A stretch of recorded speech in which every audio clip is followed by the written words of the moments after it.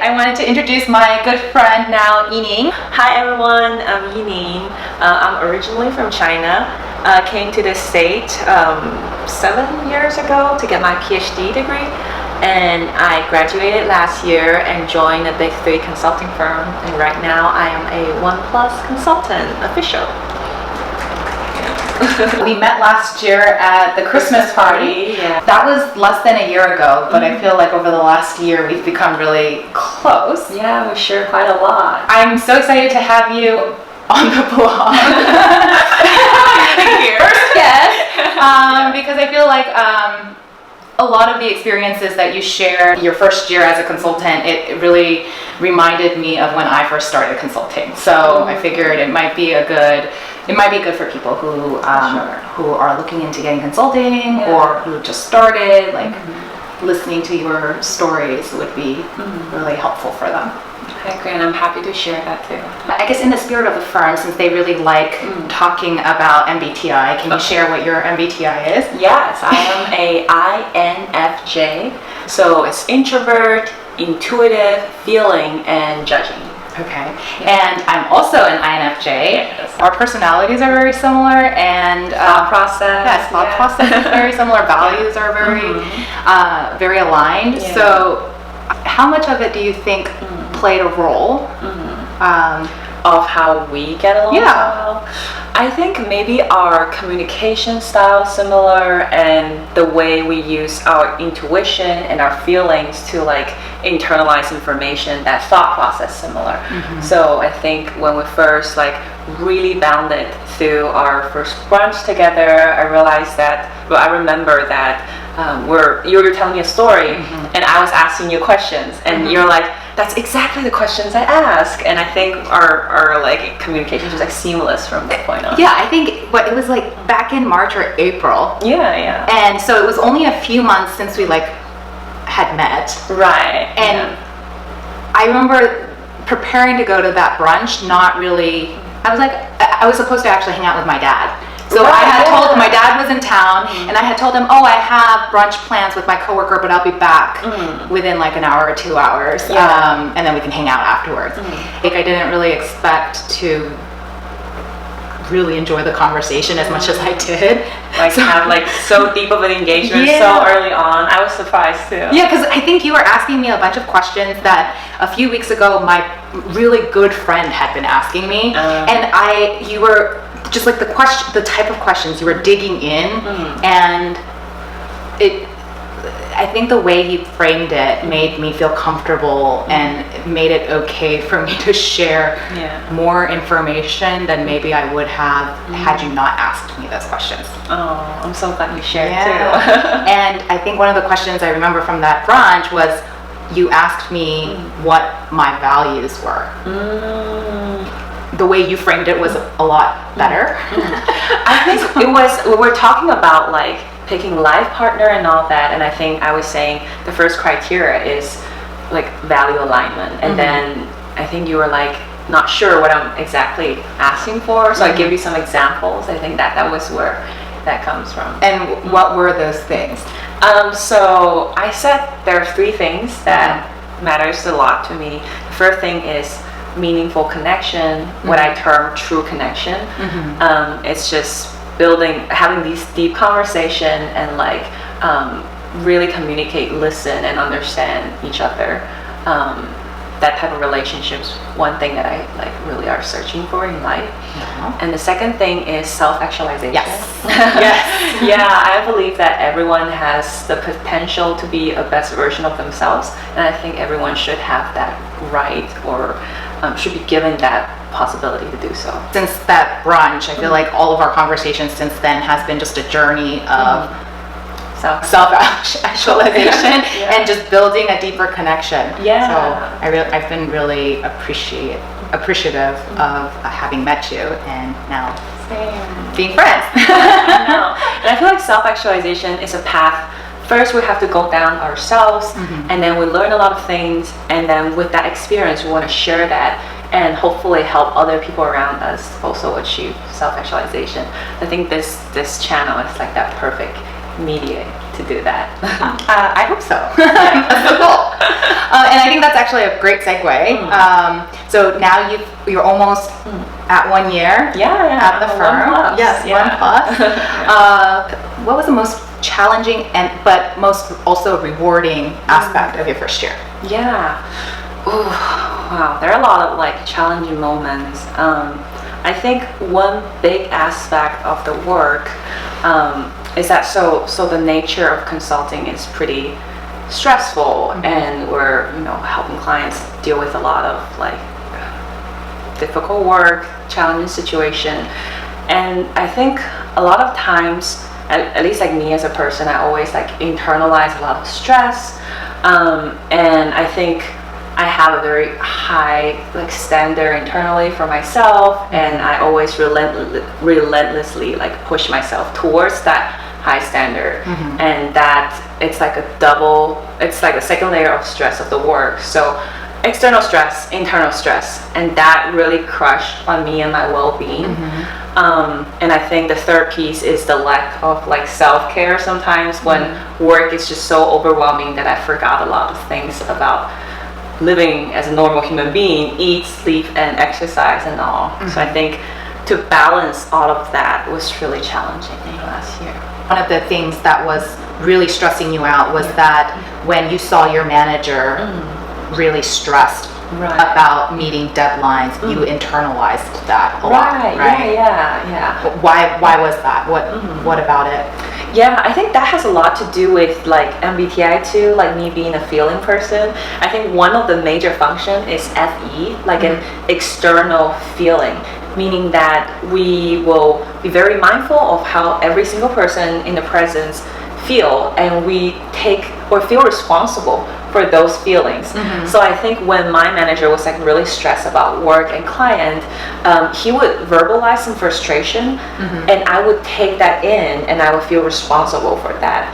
So I got extra stressed and guilty about it. I almost feel like, oh, it's my fault that I'm not delivering this analysis in time, so he was super stressed, it's my bad. He's also probably has his own insecurities and own stresses. Yeah. I think just now that I recognize that he's also new to his role, and I'm new to my role, and we're both just like trying our best to like make things work, it helps me gain perspective of his stress too, because I realize that that's not directed to me. It's more work related. I can help alleviate that by performing and picking up my end of the role And having a great attitude. and have a good attitude. And, Yes. and he's in charge of his own anxiety and his own like expectation and everything. When I first started working, I remember I was doing this analysis for my director, and I think I had made a formula error. Instead of summing up all of the cells, I missed a cell. And so the total wasn't capturing the entire information. And while I was walking my director through that analysis, he caught it. And I remember feeling I internalized that a lot. And I remember just, oh my gosh, I'm so bad at my job. I won't, he's never going to want to work with me again. And so that evening, I sent him an email saying, I'm so sorry that I made that mistake. I promise you I'll never do that again. And it wasn't until he actually called me into his office and was like, hey, I normally don't do this, but it seems like you're beating yourself up way more than you should. A lot. That and it wasn't until he was like, we have a review process exactly for this reason. It's to catch those mistakes before it goes out to a client. And him affirming that it's okay to make those mistakes allowed me to stop internalizing these things. I think that resonates a lot. And I think kind of combining what you're saying and my experience, I realized that the way my mental model about the situation is with our job, there's the external environmental factors of a lot of stressors floating around, and then there's this channel of us internalizing those factors, and then there's this magnifier inside our brain, our perspective, that could make it into a worst case scenario, catastrophizing it, or bring it neutral or positive and like give us some like pat on the back or like good positive reinforcement. And I think for some reason, like of course our job's stressful enough, so there's a lot of stress out there, but this channel is like always open and like we're catching things way more than we should, and then we're internalizing it through the negative way that like give us too much internal strains unnecessarily in a way. Would you say then, like almost the theme of your first year is to understand that boundary of the external versus the internal? Yeah, totally. Yes. And understanding that there are stressors outside of yourself, but it stops there. Yeah, for sure. I think it's like, again, the 3 layers. We look outside and realize that a lot of the stressors is not my reason or not my problem per se, like above my pay grade.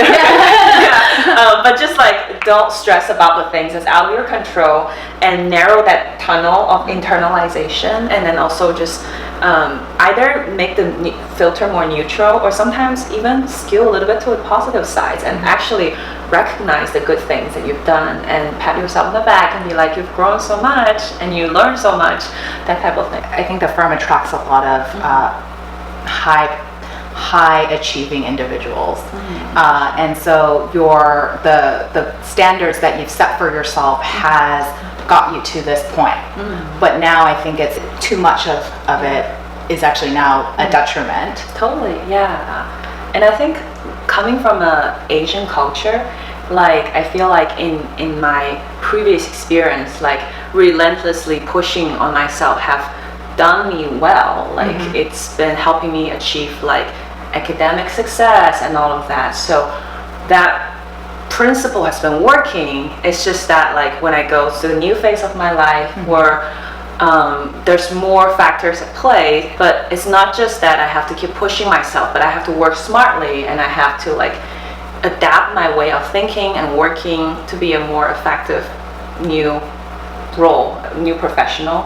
And I think having that internal standard setting so high and like pushing myself relentlessly is not like helping in any way. Just talking to you over the last few weeks is that like the expectation you had coming in as a brand new associate, this is your first I guess job, right? I mean, you were in PhD. You're still in academia though, right? So this is your first job and you had such high expectations for yourself and expecting to be great at everything right out the gate when actually there's not that much expectations. That was super shocking when you first mentioned it to me, because I think in my brain coming in, I was like, I just want to come in, impress all the clients, and just be so good that my manager was like, you're great. If I'm not that, I'm nothing. But then you were telling me that actually they only expect you to have a great attitude. I'm like, really? I could do that in like just not right now. I am that. Yeah. I think we were talking about this yesterday, but I was really excited because you're at that point where you flip the switch. Right, yeah. And what was the biggest, I think, what was the impetus for that? Like, how did you go, like 3 weeks ago, you're super stressed, not sleeping very well, to this level of awareness?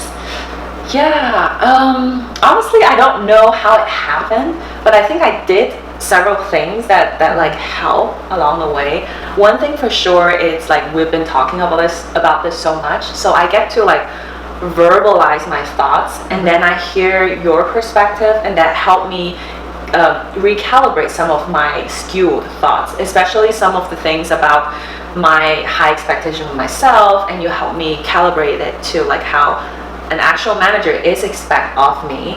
So like I feel like that helps me reduce a lot of my stress level, and you give me a lot of like affirmation, and I think that helps me be more anchored in my own narrative.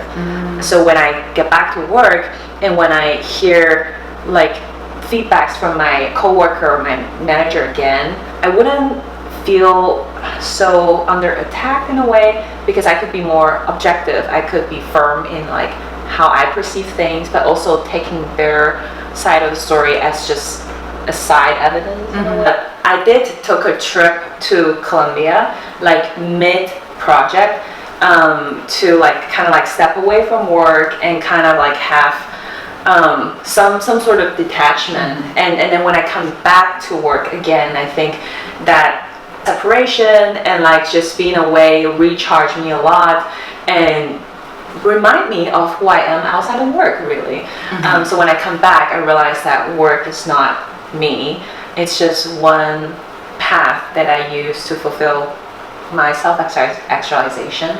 Other thing is I was writing a journal and just writing out a lot of my catastrophizing thoughts and just have that separation from my negativity and like look down on myself and realize that how I'm coping it is like not healthy at all. And with that separation, I think it gives me more perspective to like make a different choice the next time I cope with the same trigger. It's feedback season. Can you share some of the feedback that you had received? Yeah. So far, I have received like a lot of like positive feedback and some constructive ones. The positive one has a lot to do with like my relationship building skills, which is something I'm really enjoy. I also really enjoy doing. So client hands and the way that I do specific tasks at work, like page making and all. So I think I am building that consultant toolkit as my Kenyos expect of me. Before you go on to the next, for people who are watching who might not know what client hands means Sure. or pages, can you explain? Yes, actually you're right. I think pages is it's a firm specific term that I never used until I got here. You're right. So I think I'm doing pretty well in terms of like making PowerPoint slides. Giving a different name. Yeah, just making pretty PowerPoint slides and those are pages. Yes, those are pages. And then what is client hands? It's the ability to like build connection with your clients and handle their emotion or random ask effectively and can counsel them properly. And what is your style of client hands? Yeah, I think so. I really like psychology and being a therapist is always like one of my bucket lists. So I think I want to say therapeutic. Okay, so one is like being a good thought partner to the clients, but the other is creating a safe space that I could actually like support the client to develop the skills that they want to develop and be comfortable like voicing out their concern and like voicing out whatever topic that they want to talk about. Just make them feel. One of your best strengths is listening. Yeah. And the ability to reflect back when I'm talking to you, I feel like you're really good at just reflecting back what I said, but like in a way that sounds way better than what I told you. I feel like you're able to organize, even if I haven't fully baked the idea or my thoughts, when I share it with you, I feel like you're very good about organizing it for me. And reflecting that back. Synthesizing, yes. Oh my God, look at you. You're very good at synthesizing the main points and like the feeling that I'm trying to get across to you. And I can imagine that that's really helpful for clients as well. Oh, thank you. Okay. It actually reminded me of like just this past Thursday, like one of my clients come in kind of stressed and he was just like looking for me, and then we sat outside and then he was talking to me and he was like, oh, this conclusion we're making, like it's not aligning with our other model, and he was really stressed about it. And I could sense that he was stressed, so I was like, oh yeah, blah. So I start like breaking things down for him and be like, no, this is you're worried about this big lump of things, but actually it's like 3 components, and this you actually don't need to worry about. It's like the other department stuff. This thing is like something that our model predict, but the reason why it looks different from your model is because there's this factor that's not considered, and then this last thing that we're actually trying to address is like directionally right, and that's all we're trying to do. We don't need to use it for anything else. So then he like walk away just like feeling. I think that's a great skill as a consultant. It'll serve you very well going forward. So I think that's actually the part that I really enjoy about the job is it's these human piece. So you got some strengths. What was some of the other feedback that you received? Yeah, I think some of the other feedback is around like building like consultant toolkits, so there are other aspects of it that I'm still like trying to master. One of it being like conceptual problem solving, and that means like, you know, clients have very difficult, complex things that we need to solve, but am I able to like have a very quick and constructive conversation with my partners or with the teammates to like forward our thinkings to get there. And I think partly being a like international student, English is not my first language, partly coming from a more academia background, I think I'm still trying to grasp the language and the thought process of a business world. So I think being effective in a problem solving session is still something that I'm like trying to get better at. I think you've mentioned a few times like 80-20. Oh, that's what does that mean? 80-20 in my head means that a lot of times when you're dealing with a complex problem, you spend 20% of your effort and you could actually achieve a 80% directionally right answer to it. And then the other 80% of your time you spend is just improving that extra 20% to get your 100% right answer. So I think in our line of work, 80-20 is well regarded because we want to get to an answer quick, and we want to like, you know, spend less effort, build a directionally right answer, and then keep iterating. Yeah. Okay. And how does that differ from your background in academia? Oh yeah, it's like the opposite of what I was training for, which is what, you know, I took 6 years to finish my PhD, and I have like 3 major publications, so like 2 years per work versus now 4 weeks, and you're supposed to have an answer. In fact, we talk about day 1 answers. So the 1 day in, you're supposed to give a directional right answer already. And I think that was the biggest shift for me as well. So I also come from a consulting background, and just going back to page making, I just remember it was such a different approach at this firm than it was at my prior firm. Because in my prior firm, it was very like, I thought I was really good at making pages too. But the process was my partner would sketch out the storyline essentially, and then ask me to fill it in with the details. At current firm, the expectation is that you come in with a day 1 hypothesis, an outline of and direction to how to solve the problem. And I think that was the biggest shift for me. What was some of the other feedback that was shared? Let me see. Oh, actually, yes. This is something I want to mention. I don't know if it will comes into my final review because my manager shared it with me personally. It was that I am a strong introvert, and that sometimes it leads to me not speaking up as much in the group. And even in social settings, I tend to engage in one-on-one, like deep conversation versus being all social and chatty and like engage with a bigger group.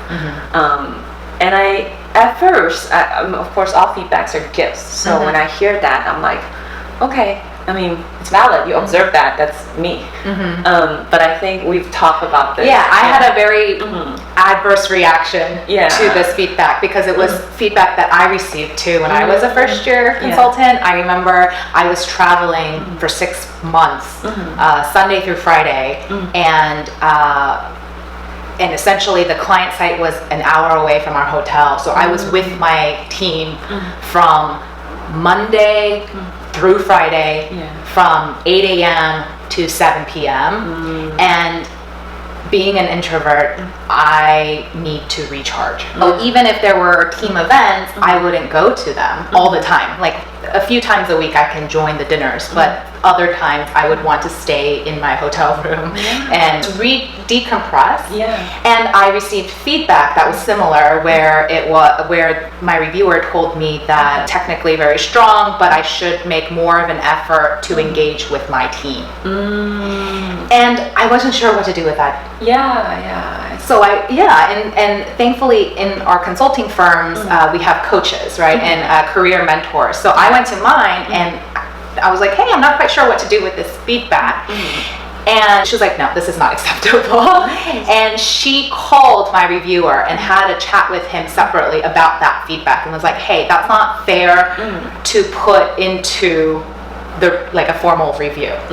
So because she stood up for me, that was taken out. And I think the point is, like, there tends to be a bias towards extroverted personality types. Right. And the feedback that he shared with you is reflective of that. You are who you are. And if it's not resonating with you, and if it's not in a way that's authentic to you, just, even if you're not as comfortable in big groups, I don't think that's necessarily something that's going to hinder you in the long run.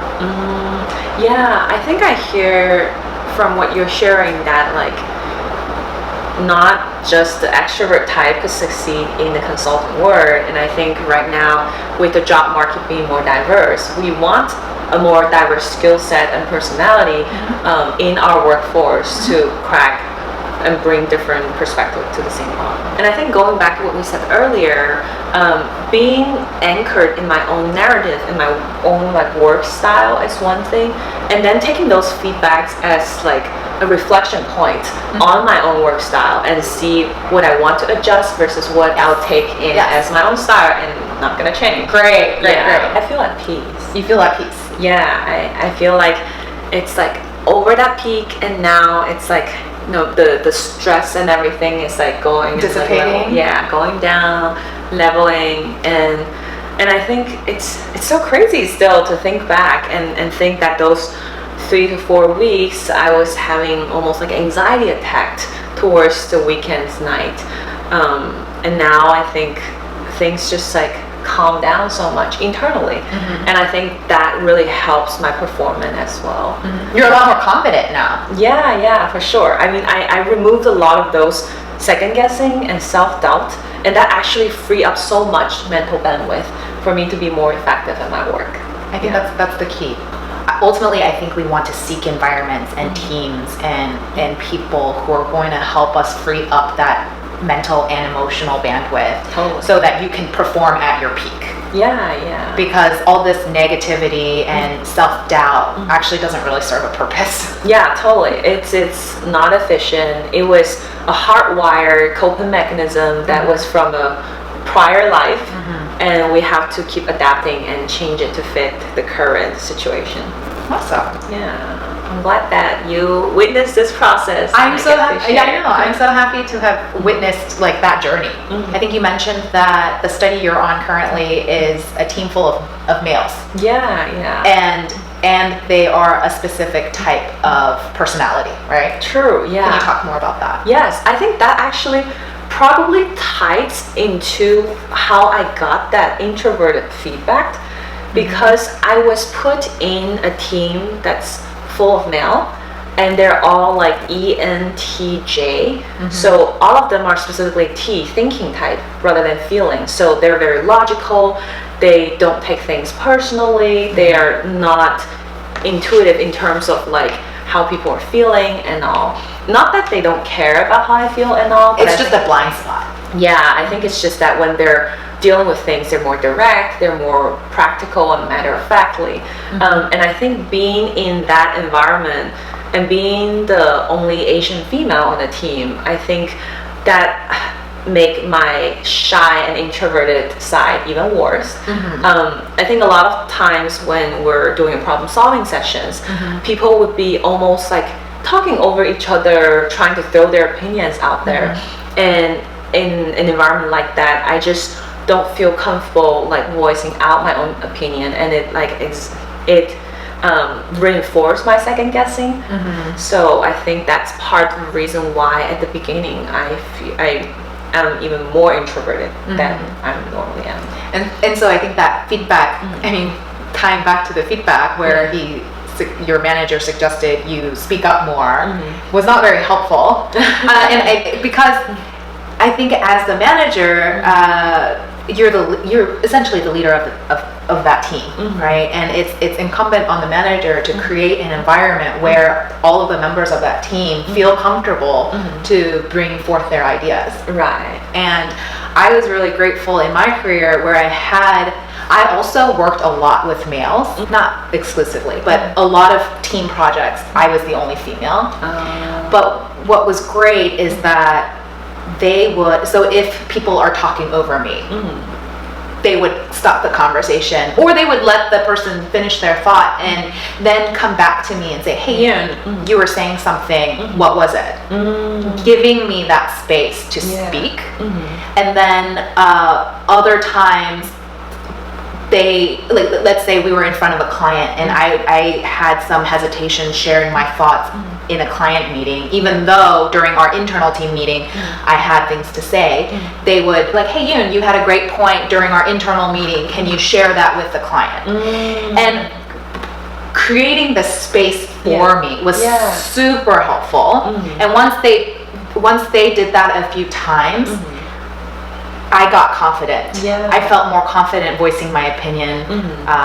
And so then going forward, I feel like I was more able to speak up. Yeah, it's like this push and pull process where of course we as introverts are pushing ourselves to speak up more, but if there's this gentle guiding hands to like direct us, to give us more space and spotlight to speak up, I think it'd be really helpful and make us feel psychologically safe to make those attempts. It was not until the second female colleague joined the team that I realized how much different it made, because just having her in the team made me feel like it's unspoken, there's an unspoken understanding there that, and she was also a feeler, right? And she's also an F person, so I think she would understand my struggle, and she's a very outspoken person, so like she's also leading by example, so she would speak up, she would actually, you know, help me by like giving me some spotlight, or just her being in the room and being assertive of her own opinions and being just a supportive female colleague just made me feel way more comfortable to speak up and be myself. That's great. That's great. There was instances where you got so stressed where you cried, right? Right. I think hopefully this is shifting, but it used to be that it wasn't considered professional to cry in front of your colleagues. But how was that for you? Yeah, the first time I ever cried in front of my manager was like terrifying. But for that particular manager, he was also a feeler. So we were actually both apologizing to each other so much, so that like he was like, okay, let's just stop apologizing and I'll let you finish crying and then you finish telling me how you feel. So that was actually a really good like first positive reinforcement. He used his actions to let me know that crying is okay, and sometimes you just need to let the frustration out, and he's not going to take me lightly just because I acted like a girl or acted emotional. And actually, and I had similar instances or experiences where I think I cried in front of every one of my colleagues like in different circumstances I worked with the same team for 10 years. So I think there were different moments throughout my career where there were different stresses. So when I was going up for manager, and that whole year I was taking on so many different projects so that I can prove that I was ready to be promoted to manager, and it got to the point where I was just exceeding my bandwidth and was so stressed, and my director pulled me aside and, Yoon, I'm not the most observant person, and you never look stressed. So me observing that you are stressed must mean you are really stressed. And just that affirmation, I just started bawling. I was crying in his office. I was like, I'm really sorry. I don't mean to cry, but I'm really stressed. And he was like, okay, where can I help you? What can I take off your plate so that you can do everything else that's on your plate really well? And again, just that affirmation and having someone step in like that was so helpful. So helpful. I can see that, and I think it's very empowering for them to like validate your feelings, and then at the same time offer a soft supporting hands. Yeah. Yes. I'm really grateful that even male or female, they created that safe space. They didn't look at me any differently. They didn't disrespect me because I was emotional in that moment. Yeah. Like you said, it's sometimes you just need to get it out. So they let me just get it out and then regroup. Right, yeah. And I think it's so important how they respond to you and your emotion, because I also had managers who got really stressed about me crying and makes you more stressed. Yeah, I feel bad about crying already, and I think they feel stressed about me crying. So like it actually didn't have that same cathartic effect. I feel worse crying in front of them. But like when there is female colleague present, I think it's just the dynamic's so different. She will come over, she'll be like giving me tissue and saying how she understands, and just giving me a lot of the affirmation, yes, giving me a lot of affirmation, just made me feel okay of how I act. Whatever the organization you're in, even if your direct team members or direct manager may not be the most supportive, find other people that you do click with. That can provide you that safe space. And you cry in front of them. Yes. Or just seek out your people. Yeah, seek your people out. In future videos, I hope to share more insights into how you can do that, what to look for. But essentially, like, you know when you're clicking with someone. Totally, yeah. Things just align and conversation flow like this. Exactly. And I think I feel grateful and lucky to always have those people in the life. And I wish I could pay forward. Which is probably your inception of this channel. Exactly. I think with this, is there anything you want to talk about more? That's all. That's all for today. Or are we talking about the topics that you want to talk about? I think things just naturally flow, just like how we normally talk. I actually think I'm even more articulate than we normally talk because of this minor pressure of like someone's gonna be watching this. So I'm like, crap, better word there. Why?